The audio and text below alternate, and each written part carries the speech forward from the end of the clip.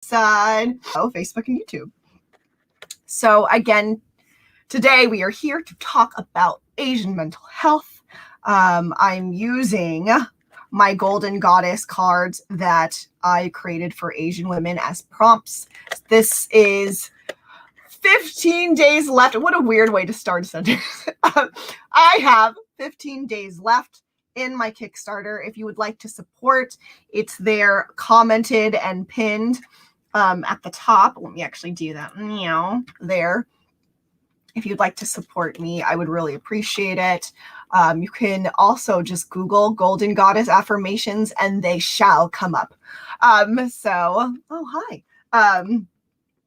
We're going to start. So today's topic is being molded by guilt and shame. So the affirmation card reads, some of you can read it, some of it's not because it's backwards, so I'll read it. It's okay.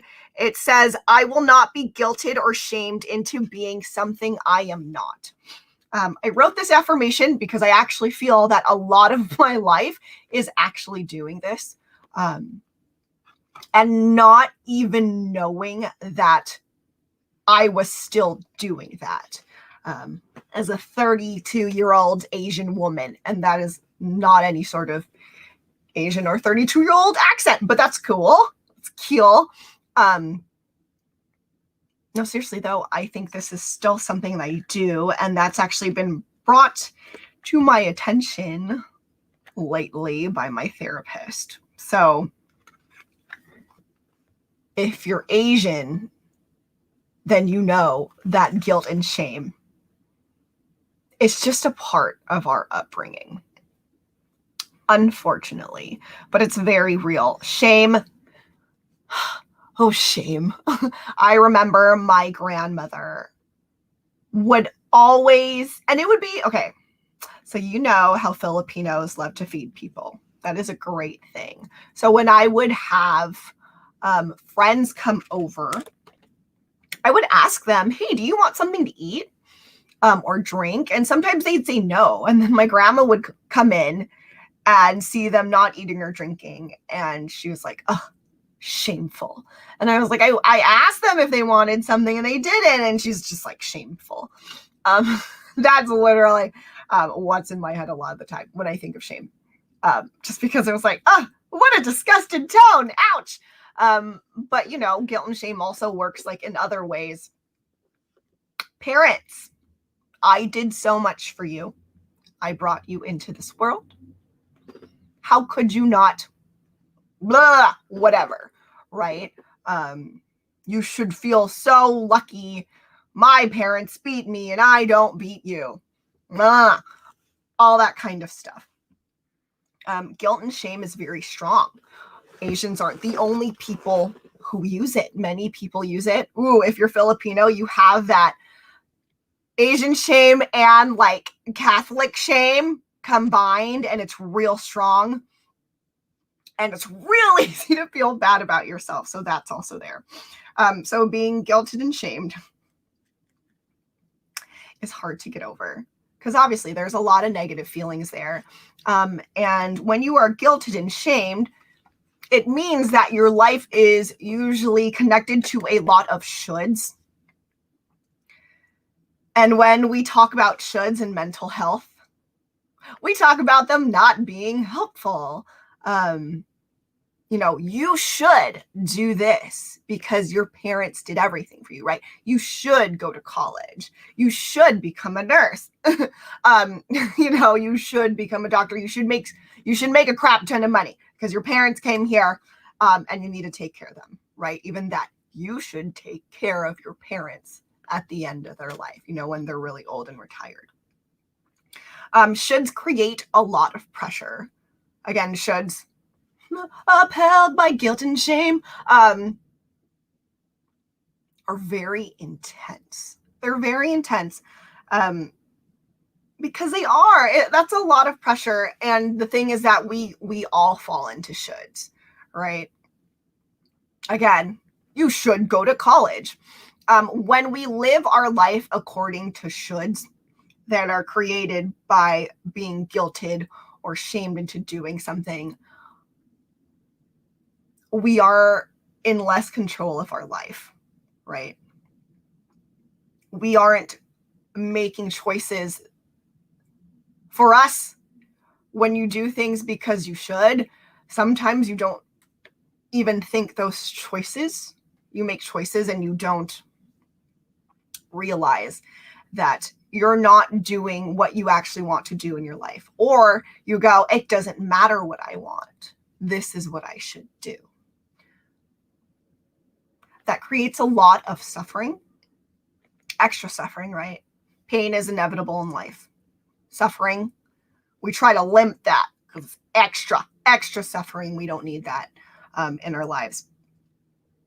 But we put it there with all the shoulds, right? And when you put yourself in a box, because you should go to college, you should find a partner who is of the opposite sex, right? You should then get married. You should buy a house. You should have kids. We talk about this a lot, but it's like those are things that are really put on us. And then when you add in like the intersection of your ethnicity, right, of your Asianness, of your cultural background, it gets even more intense. It does get more intense. I know I've felt this. A lot of my friends have felt this. The cultural aspect of those shoulds, again, just makes everything more intense. And it's hard to put into words, but intersectionality is really important because when we look at people's mental health, when we look at how and why people are suffering, it's not simple. There are layers, and we have to remember that. Or then, you know, if we don't, then we become really like small-minded and we go, oh, well, you know, well, I get guilted and shamed too by my mom. That's not like an Asian thing. That's just like a normal thing. And it's great, kind of. It's great that people can relate. That's the great part. Not that all people are guilted and shamed. It's great that, you know, there's overlap so that we can understand each other. But the intersectionality of, you know, adding the cultural aspects is really important, you know, because it plays out differently. So again, I will not, let me try to show at least some of you. For some of you, it's backwards. I will not be guilted or shamed into being something I am not. I can't read my own stuff, is really important. This is what I try to say to myself, because even though I know everything I just said, I still do it, and I didn't even know this. So I'm going to introduce to you a term called narcissistic extensions, or narcissistic extension. How do I explain this? So, oh, man, okay. I feel really bad. I should have like looked this up earlier, but I didn't. Actually, let's do it now because I'm afraid of just giving my definition of it. This is new to me. This is something new that I learned about myself. I am a narcissistic extension, and learning this has really,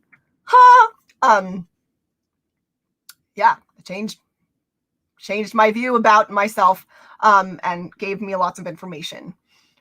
So, okay, well, I Googled narcissistic extension. It's giving me narcissists view others as extensions of themselves. So this is what you'll see on Google if you look at it. Yeah, the narcissist sets the standards of behavior and does not tolerate differences, especially if your viewpoint would require her to alter her behavior. So how does this apply to my life and guilt and shame? So my mother, who I do love, she just has issues she needs to resolve. She's a very severe woman at times, and she definitely had the standards of behavior, and she had a lot of shoulds. There were a lot of shoulds of how I should be, how the family should be. And, she actually did this to herself. There was a lot of shoulds that she should be. Created a lot of suffering and a lot of clashing between all of us. So I no longer live with my mother. I haven't lived with her for a very long time. I am an adult. And I am realizing that I still feel a lot of guilt and shame when it comes to her. Let me give you an example. When I was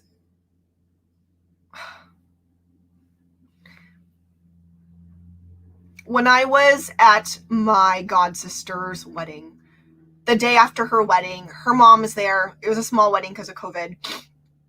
Her mom was there and her dad was there, and they were making lumpia, fried egg rolls, Filipino fried egg rolls. And she needed help. And so I was helping her. And we were just talking, and she was talking about how she wished my mom was there because my mom was like her sister. And then we're just like talking about life, and she's telling me how excited that I'm dancing with my god sisters, and we're rolling lumpia and stuff. And in my mind, I started feeling really guilty that I was having this nice moment with her. And I felt guilty because I felt like this is really sad that my mom cannot have this with me. And I talked to my therapist about this, and it's so weird because I felt odd about it, because I was like, I don't feel bad for myself. Like, I'm not in this moment thinking, I wish I had this moment with my mom. I was thinking, I feel really bad that my mom can't have these kind of moments with me. It was about her.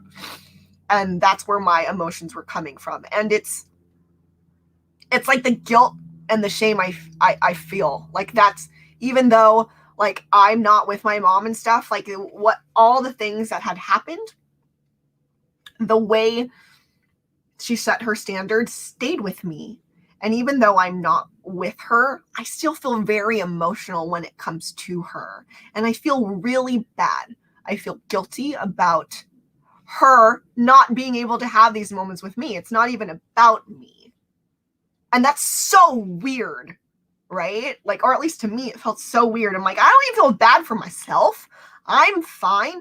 But I feel bad for her because I think she should have these things. And that's not like necessarily a negative thought, but the problem with it is like I am being literally molded by guilt and shame. I am being molded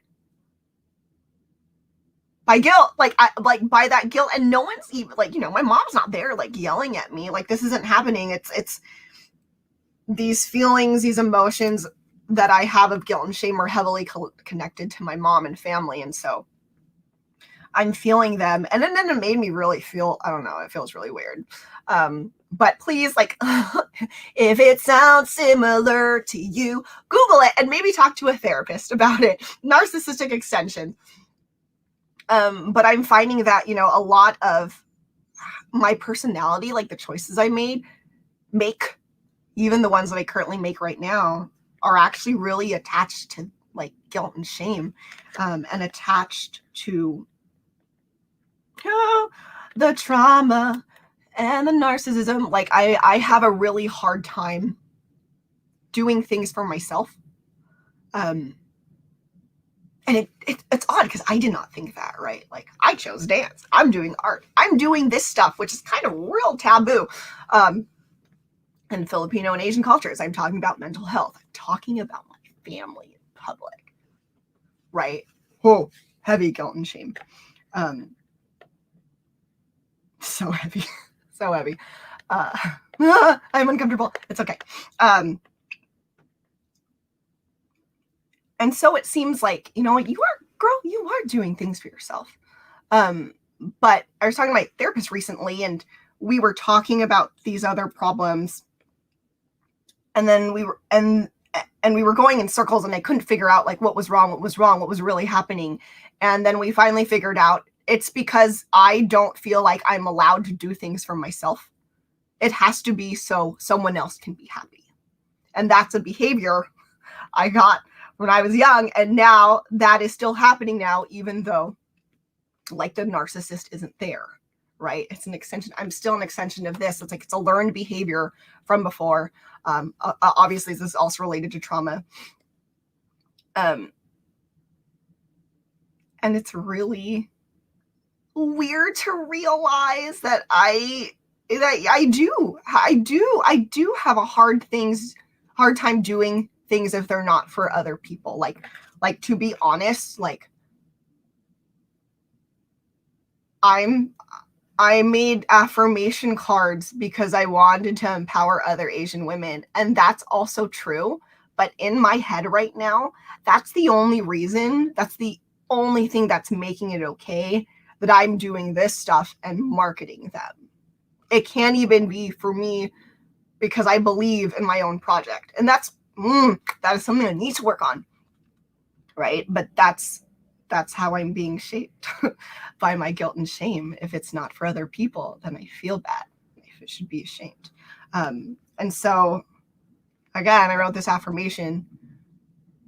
Oh man, past me was looking out for future me, because I do need to say this to myself over and over. I will not be guilted or shamed into being something I am not. Guilt and shame should not rule our lives.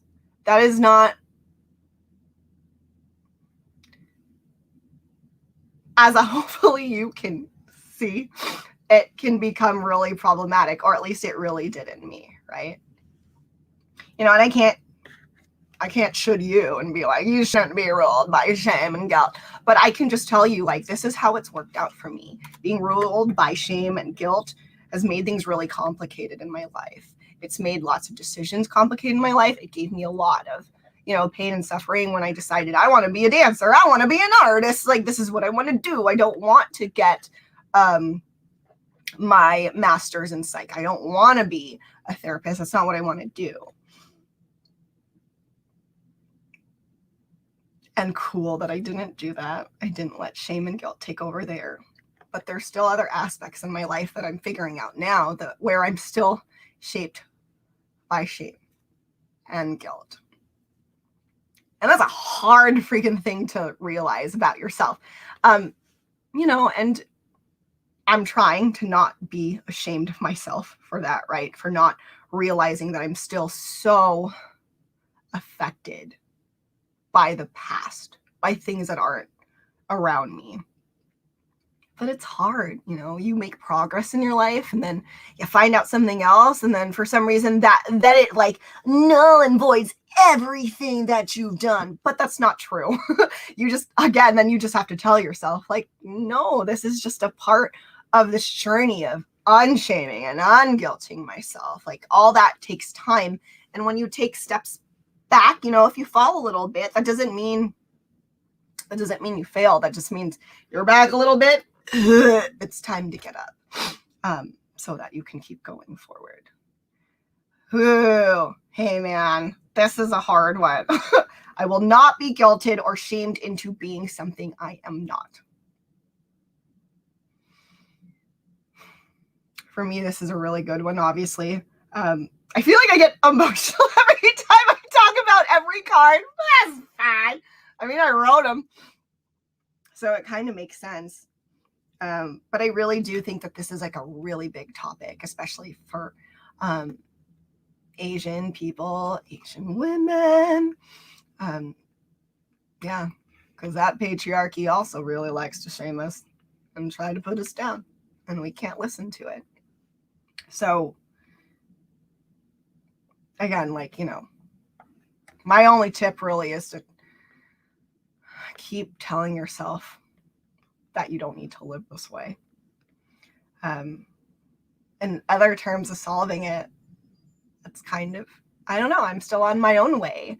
And I'm hoping, again, with making these cards, more people can kind of reflect on themselves and, maybe think about it, like journal about it. That's what affirmation cards are good for. I'm going to say this now. Affirmation cards,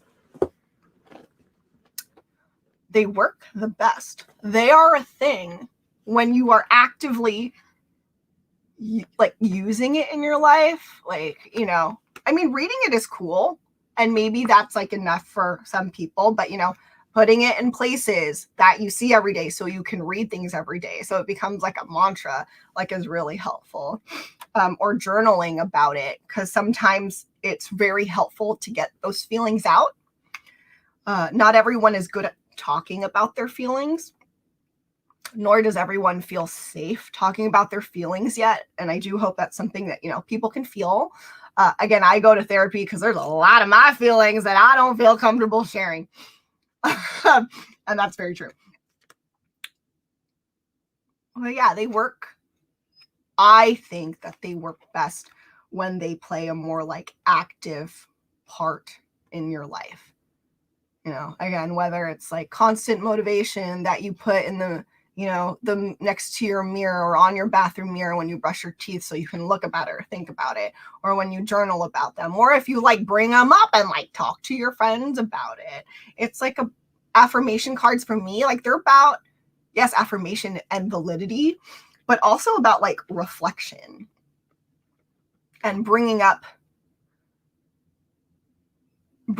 things that might be not necessarily like pleasant, but something that maybe would be helpful to think about. So I hope that makes sense. Cha. I think actually this is where I'm going to end. This has been a shorter one, but I'm okay with that. I don't want to force things. So, because really, honestly, I could talk about guilt and shame for maybe like at least like 5 hours straight, if not more. I feel like we all could. And if I had a guest right now, we would probably go on forever and then cry together. With Asian guilt. Well, we're not going to do that. Instead, I'm going to say again, I have 15 days left on my Kickstarter. The money will literally just help me pay for the cost of printing these, which are already printing and hopefully coming to me soon. They should be coming to me soon. So it's just to offset that cost. My cards do mean a lot to me. There's something I made so I could feel closer to other Asian women, and then hopefully motivate Asian women to really take the time to, you know, reflect, you know, maybe start their mental health journey. Maybe, you know, if some of these cards are making some uncomfortable feelings come up, then maybe also seek professional help. It's like a stepping stone I made, because affirmation cards are not scary like the word therapy is, you know, but therapy is scary. Like, I know it is, and it's really difficult. So these aren't here to replace therapy, but it's to connect us and let us know that we're not alone, because that's definitely what I need. So if you feel, and if you can, support, every dollar counts. The link to my Kickstarter is there. Yeah, I really do love my cards. They mean a lot to me. I put in a lot of time, and I decorated them myself. I made all of them myself on Canva for free. Yeah, I think that's all I'm going to say. Please support if you can. If you can't, that's cool. And I hope that this discussion does something for you, whether it validates maybe things that you felt, or maybe it brings up questions that you have for yourself to think about on your own. Anything like that. Or if it's empowered you, that'd be great. But, you know, I'm glad to be here. I'm glad to talk about difficult things. So thank you for being here with me. Thank you for listening. Again, one more time, Golden Goddess Affirmations. If you can help, thank you. And if you can't financially help, honestly, kind words really help me. I'm not even going to lie. And that support is helpful too. So yeah. Tomorrow, I will be back again at 5 p.m. talking about another card. I'm going to go before this gets even more rambly. I'm getting too aware of what's happening here. So thanks, guys, and bye. Bye bye. Have a good day. Have a super good day.